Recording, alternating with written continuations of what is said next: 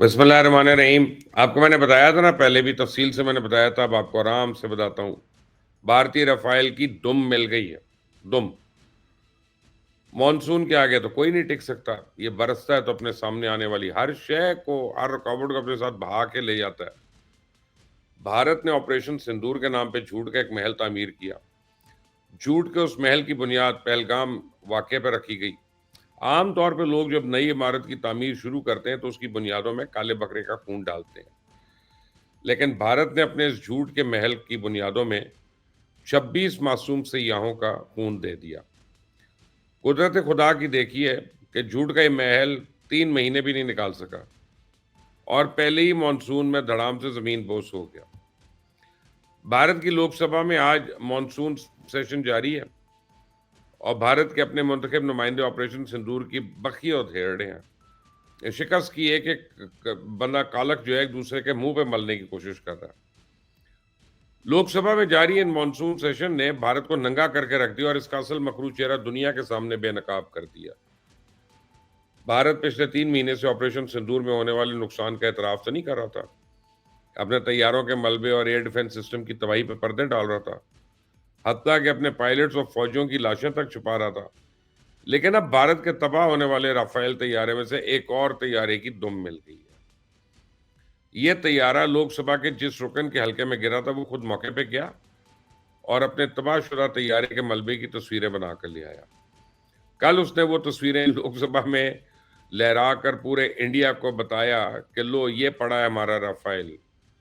इस एमपीए ने इस बात की भी तस्दीक कर दी कि इस तैयारे का मलबा गिरने से एक शख्स हलाक और कई जख्मी हुए।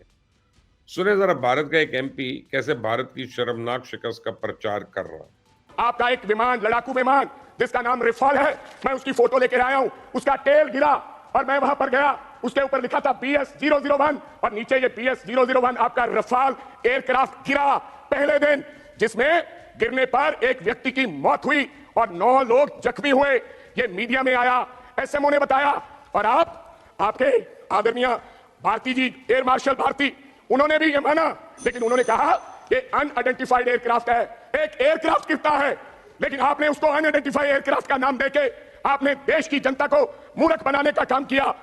भारतीय ऑपोजिशन मोदी सरकार से एक ही मुतालबा कर रही है कि पहलगाम वाकये की जिम्मेदारी कबूल करो, ऑपरेशन सिंदूर की नाकामी तस्लीम करो, इस्तीफा दो, घर जाओ। कल मैंने लोकसभा में होने वाली तकरीरें लाइव सुनी। मैंने आपको बताया था सुबह के वीलॉग में, कांग्रेसी रहनुमाओं के भाषण सुने, हर सवाल पर, हर बात पर, हर वाक़े पे, हर इशू पे मोदी सरकार का एक ही जवाब था, पाकिस्तान, पाकिस्तान। लोकसभा में कल पाकिस्तान का नाम पता नहीं कितनी दर्जन बार गूंजा। अगर सवाल उठा कि पहलगाम में सयाहों पे हमला करने वाले कहां से आए, जवाब था पाकिस्तान। सवाल था कश्मीर में तैनात की गई 9 लाख फौज क्या करिए, जवाब था पाकिस्तान की वजह से है। सवाल हुआ ऑपरेशन सिंदूर क्यों नाकाम हुआ, जवाब था चाइना मदद ना करता तो हम पाकिस्तान को देख लेते। और आखिर एक एमपी उठा और उसने बीजेपी और आरएसएस की सियासत का जनाजा निकाल दिया। उसने साबित किया कि बीजेपी पाकिस्तान की रट छोड़ दे तो इसकी सियासत रुक जाएगी। अगर ये लोकसभा के मानसून सेशन का माहौल बड़ा गर्म है, बड़ी तेज तल्ख और सवालात पूछे जा रहे हैं, लेकिन मुझे बड़े अफसोस से कहना पड़ रहा है कि 1.25 अरब आबादी वाले इस मुल्क में सच तलाश करने की तौफीक किसी को नहीं है, हत्ता कि भारतीय पार्लियामेंट में भी नहीं। लोकसभा के इस मानसून सेशन में तेजुतन बहस की औकात सियासी पॉइंट स्कोरिंग से ज्यादा नहीं है। लोकसभा में बैठी कोई भी सियासी जमात ये जानने की कोशिश नहीं कर रही कि भारत से गलती हुई कहां। फ्लोर ऑफ द हाउस पर अमन के हक में एक भी तकरीर नहीं हुई। खित्ते में अमन और इस्तेकाम कायम करने की बात किसी ने भी नहीं की। ऑपोजिशन बेंचेस में से जो भी उठा वो हुकूमती बेंचेस पर बरसा। ट्रेजरी बेंचेस वाले पाकिस्तान के खिलाफ गरजते रहे। और रही बात मोदी की, वो तो राक्षस सिरे से ही मुकर गया। अब तो यहां तक कह रहा है कि ऑपरेशन सिंदूर ने पाकिस्तान के एटमी हमले का थ्रेट ही खत्म कर दिया। तो मैं आपकी इसकी डेंगे सुनवाता हूं, आप खुद सुन लें कि इस बुज़दिल को ट्रंप का नाम तो अपनी जुबान पे लाने की हिम्मत नहीं हुई। इतनी बेशर्मी, इतनी ढिठाई, अपने एतमाद से झूठ का प्रचार, यकीन माने फ्लोर ऑफ द हाउस पे खड़े होकर गलत बयानी सिर्फ ये राक्षस मोदी कर सकता है। हमले के बाद मास्टरमाइंड को नींद नहीं आती। उनको पता है कि भारत आएगा और मार के जाएगा। पाकिस्तान की न्यूक्लियर धमकी को हमने झूठा साबित कर दिया। भारत ने दिखाई अपनी तकनीकी क्षमता, पाकिस्तान के सीने पर सटीक प्रहार किया। दुनिया का समर्थन तो मिला, दुनिया के देशों का समर्थन मिला, मानिए, लेकिन ये दुर्भाग्य है कि मेरे देश के वीरों के पराक्रम को कांग्रेस का समर्थन नहीं। आपने मोदी की बातें सुनी, वही गुरूर, वही घमंड। मोदी ने न्यू नॉर्मल से 1.25 अरब आबादी वाले भारत को अब बंद गली में लाके खड़ा कर दिया। ये अभी तक बसेद है कि भारत में कोई दहशतगर्दी का वाकया हुआ तो उसे एक्ट ऑफ वॉर समझा जाएगा। ये अभी तक पाकिस्तान का पानी रोकने की बातें कर रहा है। ये अभी भी ऑपरेशन सिंदूर को जारी रखने का ऐलान कर रहा है। अब आप ही मुझे बताएं कि जब आपके हमसाया मुल्क का प्रधानमंत्री पार्लियामेंट में खड़ा होकर इस तरह की इश्तियाल अंगेज तकरीरें करेगा तो अमन कैसे होगा? जब हमारे हमसाये बगैर तहकीक के दहशतगर्दी के हर वाक़े का इल्ज़ाम हम पर धरेगा तो फिर जंग रुकेगी कैसे? जब हमारा हमसाया मुल्क हमारा पानी रोकने के अज़ाइम का इजहार करेगा तो फिर खून कैसे नहीं बहेगा? कमाल तो यह है कि भारतीय सेना की टोन भी नहीं बदली। इस बुज़दिल सिनेमा के हिजड़े जनरल अभी तक कह रहे हैं कि ऑपरेशन सिंदूर जारी है, हम अगले राउंड के लिए तैयारियां कर रहे हैं। दिल्ली में मुसल्लत इंतहा पसंद टोला इस पूरे खित्ते को जंग में झोंकना चाहता है। ये शिद्दत पसंद दोनों मुल्कों के 1.5 अरब आबादी को गुर्बत और पसमानदगी की दलदल में धकेलना चाहते हैं। कांग्रेस के सरबराह और इंडिया के leader of the opposition Rahul Gandhi ने अपनी तकरीर में इस मसले की निशानदेही की है। उन्होंने मोदी से सवाल पूछा कि तुम्हारे ऑपरेशन सिंदूर ने पूरे मुल्क को दांव पे लगा दिया, आने वाले दिनों में अगर कोई दहशतगर्दी का नया वाकया हुआ तो फिर तुम क्या करोगे? क्या फिर पाकिस्तान पे हमला करोगे? क्या फिर खुद भी जलील होगे, हमें भी शर्मिंदा करोगे? सुने जरा राहुल गांधी ने मोदी की फॉरेन पॉलिसी को कैसे जूते की नोक पे रखा। What this statement is saying is that any terrorist now who wants to make India fight a war has just got to do one attack in India. मतलब आपने पूरी की पूरी पावर आतंकवादियों को उठा के दे दी कि भैया आपको युद्ध चाहिए ना, आप एक अटैक कर दो, युद्ध हो जाएगा। It's craziness. You have taken the entire idea of deterrence and turned it upside down. Right? So today, no, one second, you're laughing. Tell me something. The next terror attack that happens, what will you do? What will you do? You'll attack Pakistan again? जिस तरह भारत की बुज़दिल सेना operation सिंदूर में होने वाले नुकसान पे पर्दे डाल रही है और जिस तरह अपने तबाहशुदा तैयारों का मलबा और मरने वाले फौजियों की लाशें छुपा रही है, उसी तरह मोदी सरकार ऑपरेशन सिंदूर से जुड़े हुए तमाम सवालों का गला घुटने पे तुली हुई है। अब आप देखें कि पहलगाम का वाकया अप्रैल में हुआ, वो दिन और आज का दिन इस वाकये के जिम्मेदार लापता है। जो ही लोकसभा में यह सवाल उठा कि दहशतगर्द कहाँ है, उसी दिन मकबूजा कश्मीर में एक जाली एनकाउंटर हुआ और 3 नौजवानों को जंगल में ले जाके कत्ल कर दिया गया। तो भारत के वजीर दाखिला अमित शाह ने लोकसभा में ऐलान किया कि पहलगाम वाकये के 3 दहशतगर्द मारे गए। आप इंडियन फौज की फुर्तियां देखें कि 3 बेगुनाह नौजवानों को शहीद करके किस तरह मोदी सरकार को फेस सेविंग दी है। ये लोग कौन थे, इसके बारे में तो मैं आपको कल बताऊंगा।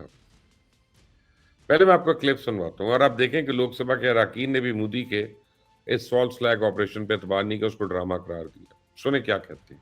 इतना ही टेक्नोलॉजी और इन चीजों को सब समझते हैं, तो आखिरकार देश महोदय पुलवामा में जो गाड़ी में RDX आया, वो गाड़ी आज तक क्यों नहीं पकड़ी गई? और शायद भारतीय जनता पार्टी के लोग ये जानते होंगे कि बहुत सारे विभाग सरकार के होते हैं, सैटेलाइट इमेजेस देते हैं। अगर आज भी भारतीय जनता पार्टी चाहे तो पुलवामा में जो गाड़ी आई है, सैटेलाइट इमेजेस से वो पता कर सकती है कि वो किस रास्ते से वो गाड़ी आई थी। आप हिम्मत क्यों नहीं जुटा पा रहे हैं उसके लिए? मैं आपको बताऊं कि कश्मीर के सैकड़ों नौजवान भारत ने जबरी लापता कर रखे। ये बेगुनाह नौजवान कई साल से जेलों में बंद हैं, भारतीय फौज के अकूबत खानों में कैद हैं और मारे जाने वाले ये तीनों नौजवान भी इंडिया के एक जेल में कैद थे और इंडियन फौज ने उनको जेल से निकाल कर मारा है। आप इनके हेयर कट देखें, पिछले 3 महीने से जंगलों में रहने वाले अपने बाल, अपनी दाढ़ी ये तराश कैसे सकते हैं। इनकी बंदूकें देखें, इनके नाल पे कैप लगा हुआ है। ये कैप उस वक्त लगाया जाता है जब बंदूक फोर्सेस के स्टोर में पड़ी हो या किसी की सफाई और मरम्मत हो रही हो। अब आप अपनी स्क्रीन पे तस्वीर देखें, ये ग्रेनेड्स हैं, जंग लगे हुए। साफ नजर आ रहा है कि फौज ने अपने एम्यूनेशन डिपो से नकारा ग्रेनेड लाकर इन चारों पे डाल दिए। अब इन दहशतगर्दों का खेमा देखें, लकड़ी के 4 टुकड़ों पे एक प्लास्टिक शीट लगा के खेमा बनाया हुआ है। क्या कश्मीर में इन दिनों इस तरह के खेमे को रात बसर कर सकता है? सर्दी और बारिश से बचने के लिए इनके पास कोई जर्सी, कोई स्वेटर, कोई बरसाती नहीं। सबसे अहम बात है, जिस जगह एनकाउंटर हुआ वहां लड़ाई के कोई आसार ही नहीं है। ना कोई आग है, ना कोई गोली का निशान है जिसे पता चलता हो या मुकाबला। असल बात है कि इन तीनों बेचारों को इंडियन आर्मी ने जेल से निकालकर नशा दिया और नशे की हालत में उनको जंगल में ले जाके कत्ल कर दिया।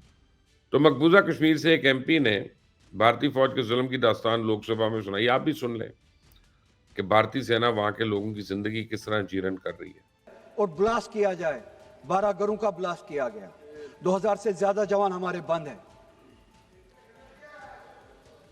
इसमें गलत क्या है? तो ये कश्मीर है आपके लिए, ये कश्मीर है आपके लिए। आप घरों में ब्लास्ट करें और कहे कि इसमें गलत क्या है?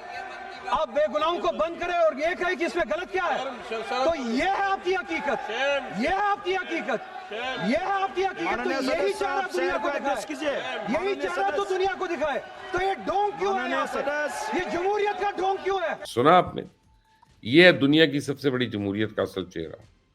ये भारत की असल गलती। भारत ने मकबूजा कश्मीर को जेल बना के रखा है। लोगों को वहां जीने की आज़ादी नहीं, सांस लेने के लिए, कारोबार करने के लिए आज़ादी से कहीं आने जाने की इजाज़त नहीं।